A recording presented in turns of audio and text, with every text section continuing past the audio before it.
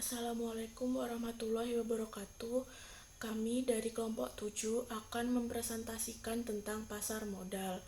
Kelompok kami terdiri dari saya sendiri, Kalita Ahdina Aisyah, lalu ada Mbak Salsabila Oktarahmawati, dan juga Mas Silvanio Denavale. Oke, langsung saja kita lanjut ke materi. Pasar modal dan mekanisme operasionalnya. Pasar modal atau capital market merupakan pasar untuk berbagai instrumen keuangan jangka panjang yang bisa diperjualbelikan, baik surat hutang, saham, reksadana, dan instrumen derivatif maupun instrumen lainnya. Pasar modal merupakan pasar pendanaan bagi perusahaan maupun institusi lain, misalnya pemerintah, dan sebagai sarana bagi kegiatan berinvestasi. Dengan demikian, pasar modal memfasilitasi sebagai sarana dan prasarana kegiatan jual beli dan kegiatan terkait lainnya. Undang-Undang Pasar Modal Nomor 8 Tahun 1995 tentang pasar modal mendefinisikan pasar modal sebagai sarana kegiatan yang bersangkutan dengan penawaran umum dan perdagangan efek perusahaan publik yang berkaitan dengan efek yang diterbitkan serta lembaga dan profesi yang berkaitan dengan efek. Dilihat dari prosesnya, maka urutan perdagangan saham atau pasar modal lainnya dapat dijelaskan sebagai berikut. Yang pertama, menjadi nasabah di perusahaan efek. Pada bagian ini, seseorang yang menjadi investor terlebih dahulu menjadi nasabah atau membuka rekening di salah satu broker atau perusahaan efek. Setelah resmi terdaftar menjadi nasabah, maka investor dapat melakukan kegiatan transaksi. 2. Order dari nasabah. Kegiatan jual beli saham diawali dengan instruksi yang disampaikan investor kepada broker. Pada tahap ini, perintah atau order dapat dilakukan secara langsung di mana investor datang ke kantor broker atau order disampaikan melalui sarana komunikasi seperti telepon atau sarana komunikasi lainnya. 3. Diteruskan ke floor trader. Setiap order yang masuk ke broker selanjutnya akan diteruskan ke petugas broker tersebut yang berada di lantai bursa atau floor trader. Keempat, masukkan order ke JATS. JATS ini adalah Jakarta Automatic Trading System, yaitu sistem komputerisasi yang diterapkan di Bursa Efek Indonesia. Floor trader akan memasukkan entry semua order yang diterimanya ke dalam sistem komputer JATS. Di lantai bursa, terdapat ratusan terminal JATS yang menjadi sarana entry order-order dari nasabah. Seluruh order yang masuk ke sistem JATS dapat dipantau baik oleh floor trader, petugas di kantor broker, dan investor. Dalam tahap ini, terdapat komunikasi antara pihak broker dengan investor agar dapat terpenuhi tujuan order yang disampaikan investor baik untuk beli maupun jual. Termasuk pada tahap ini, berdasarkan perintah investor, floor trader melakukan beberapa perubahan order seperti perubahan harga penawaran dan beberapa perubahan lainnya. Kelima, transaksi terjadi atau matched.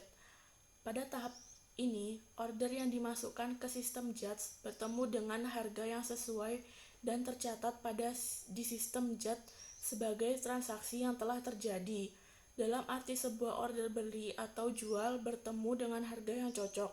Pada tahap ini, floor trader atau petugas di kantor broker akan memberikan informasi kepada investor bahwa order yang disampaikan telah terpenuhi. 6. Penyelesaian transaksi atau settlement. Tahap akhir dari sebuah siklus transaksi adalah penyelesaian transaksi atau settlement. Investor tidak otomatis mendapatkan hak-haknya karena pada tahap ini dibutuhkan beberapa proses seperti clearing, pemindah bukuan, dan lain-lain, hingga akhirnya hak-hak investor terpenuhi, seperti investor menjual saham akan mendapatkan uang, sementara investor yang melakukan pembelian saham akan mendapatkan saham. Di Bursa Efek Indonesia, proses penyelesaian transaksi berlangsung selama 3 hari bursa. Artinya, jika melakukan transaksi hari ini atau disebut dengan T, maka hak-hak kita akan terpenuhi selama 3 hari bursa berikutnya atau dengan istilah T+3. Assalamualaikum warahmatullahi wabarakatuh. Saya Salsabila Okta akan menjelaskan tentang produk pasar modal. Apa aja sih produk pasar modal itu? Yang pertama ada reksadana. Reksadana adalah tempat untuk menghimpun dana dari masyarakat yang memiliki modal dan selanjutnya oleh manajer investasi akan diinvestasikan dalam bentuk surat berharga atau portofolio efek. Jadi reksadana ini salah satu bentuk dari investasi yang dihimpun oleh manajer investasi tapi yang sudah berbentuk badan hukum. Yang kedua ada saham biasa atau common stock, yaitu bukti kepemilikan perusahaan atau badan usaha. Bentuk saham umumnya ini dalam bentuk selembar kertas di mana ia menyatakan bahwa pemilik sekuritas adalah pemilik perusahaan yang mengeluarkan surat itu.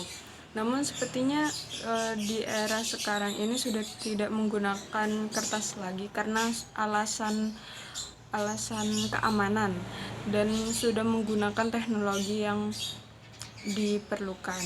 Yang ketiga ada saham preferen atau saham istimewa, yaitu gabungan antara obligasi dan saham biasa. Saham preferen ini yang memberikan hak spesial atau hak prioritas pilihan kepada pemegangnya, di antaranya seperti hak untuk mempengaruhi manajemen dalam pengelolaan pengurus. Jadi saham istimewa ini para anggotanya itu diberi kebebasan untuk memilih saham yang mana yang akan mereka pegang. Terus yang keempat obligasi atau surat hutang, yaitu surat berharga atau sertifikat yang berisi kontrak antara pemberi pinjaman dengan penerima pinjaman. Surat obligasi adalah selembar kertas yang menyatakan bahwa pemilik kertas tersebut memberikan pinjaman kepada perusahaan yang menerbitkan obligasi. Pada dasarnya memiliki obligasi sama persis dengan memiliki deposito berjangka. Hanya saja obligasi dapat diperdagangkan atau diperjualbelikan. Yang kelima, right issue. Right issue adalah hak untuk membeli saham baru yang dikeluarkan emiten bagi pemodal. Dikarenakan sebatas hak, maka investor yang terkait tidak harus membelinya, dibandingkan dengan dividen yang secara otomatis diterima oleh pemegang saham. Yang terakhir ada waran. Waran adalah hak untuk membeli saham biasa pada waktu dan harga yang telah ditentukan. Waran itu biasanya dijual bersamaan dengan surat berharga yang lain. Contohnya obligasi dan saham. Tujuan diterbitkannya waran ini adalah supaya menarik pemodal untuk membeli saham atau obligasi yang diterbitkan emiten. Tentu investor akan senang menginvestasikan dananya di bank apabila keadaan suku bunga itu tinggi. Selanjutnya, isu dalam pasar modal.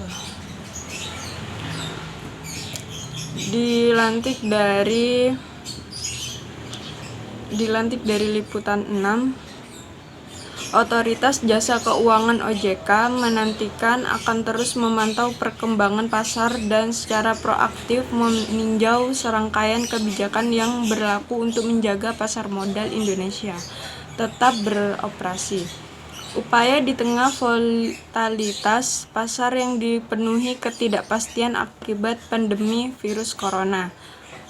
OJK bersama SRO pasar modal telah melaksanakan business continuity management atau BCM untuk menjamin kelangsungan operasional kegiatan di pasar modal dalam serangkaian aktivitas, yaitu yang sebagai berikut. Yang pertama, pembagian area kerja atau split operation ke berbagai lokasi kerja. Yang kedua, pelaksanaan bekerja di rumah atau work from home dengan tetap memperhatikan keberlangsungannya pelayanan kepada stakeholders. Yang ketiga, membatasi kegiatan-kegiatan seperti bersosialisasi, rapat, dan kegiatan lain yang memerlukan interaksi dengan orang yang banyak dengan menggunakan fasilitas elektronik. Terus yang keempat, memastikan lingkungan kerja yang sehat dan memastikan kesehatan karyawan juga.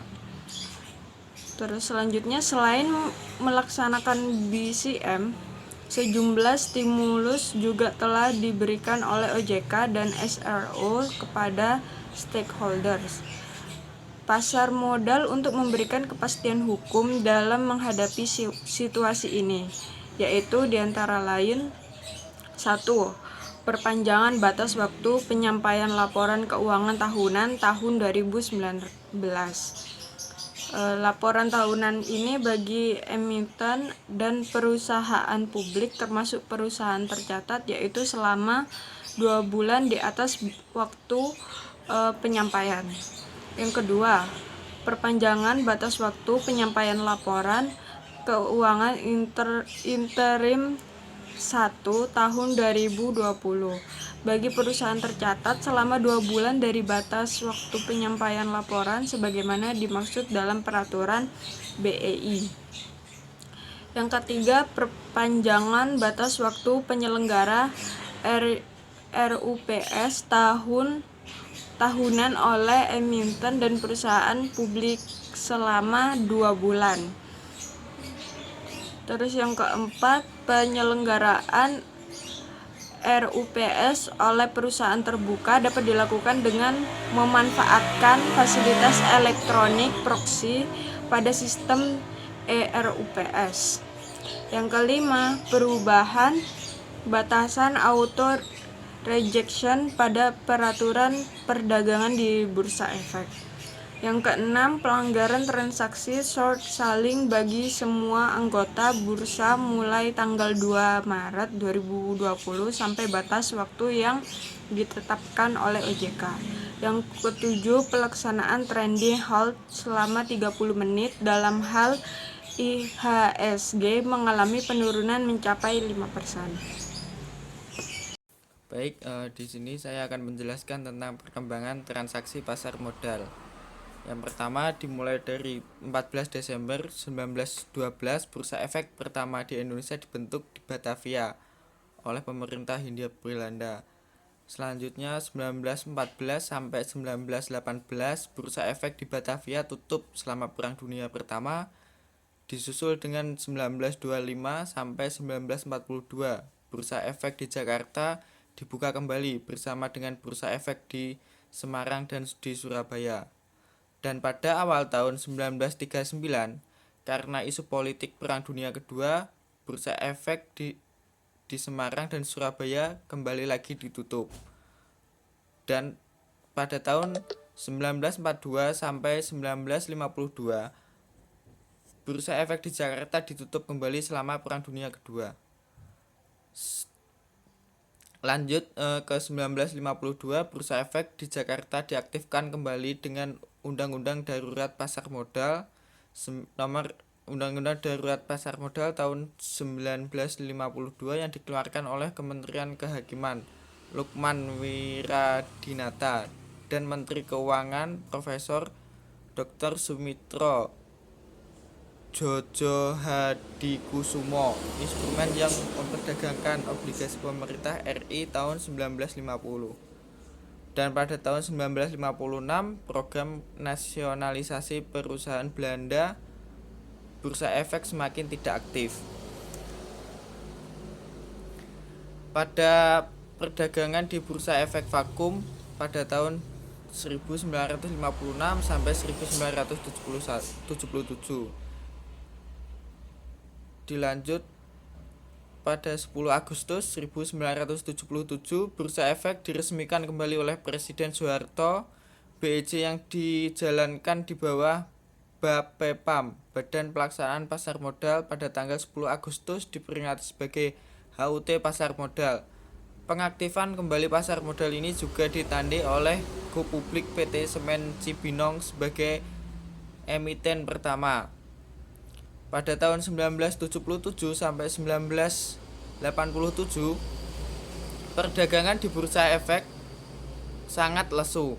Semua emiten hingga 1987 baru mencapai 24. Masyarakat lebih memilih instrumen perbankan dibandingkan instrumen pasar modal. Dan pada tahun 1987 ditandai dengan hadirnya paket Desember 1987 Pakdes 87 yang memberikan kemudahan bagi perusahaan untuk melakukan penawaran umum dan investor asing menanamkan pasar modal di Indonesia. Dilanjut 1988 sampai 1990, paket regulasi di bidang perbankan dan pasar modal diluncurkan. Pintu BEC terbuka untuk asing. Aktivitas bursa terlihat meningkat. Pada 2 Juni 1988, Bursa Efek Paralel di Indonesia (BPI) mulai beroperasi dan dikelola oleh Persatuan Perdagangan Uang dan Efek (PPUE). Sedangkan organisasinya terdiri dari broker dan dealer. Pada Desember 1988, pemerintah mengeluarkan paket Desember 88 atau Pakdes 88 yang memberikan kemudahan perusahaan untuk go public dan beberapa kebijakan lain yang positif bagi pertumbuhan pasar modal. Dan waktu tanggal 16 Juni 1989, Bursa Efek di Surabaya BES mulai beroperasi dan dikelola oleh perseroan terbatas milik swasta, yaitu PT Bursa Efek Surabaya. Pada 13 Juli 1992, swasta BEC BAPEPAM mengubah menjadi Badan Pengawas Pasar Modal. Tanggal ini diperingati sebagai HUT BEC. Tanggal 22 Mei 1995, sistem otomatis perdagangan di BEC dilaksanakan dengan sistem komputer JATS atau Jakarta Automated Trading System. Untuk 10 November 1995, pemerintah mengeluarkan Undang-Undang Nomor 8 Tahun 1995 tentang pasar modal. Uang-uang yang undang-undang ini mulai diberlakukan mulai Januari 1996. Pada 1995, Bursa Paralel Indonesia manajer dengan Bursa Efek Surabaya. Pada 1995, Bursa Paralel Indonesia merger dengan Bursa Efek Surabaya. Di tahun 2000, sistem perdagangan tanpa workcat atau surplus trading mulai diaplikasikan di pasar modal Indonesia. Untuk tahun 2002, BEC mulai mengaplikasikan sistem perdagangan jarak jauh atau remote trading. Pada 2007, penggabungan Bursa Efek Surabaya BES ke Bursa Efek Jakarta BEJ dan berubah nama menjadi Bursa Efek Indonesia. Dan itulah perkembangan transaksi pasar modal dari tanggal 14 Desember 1912 dan dimulai pada sebelum Perang Dunia Pertama, dan sampai saat ini Bursa Efek yang ada di Indonesia terus berkembang.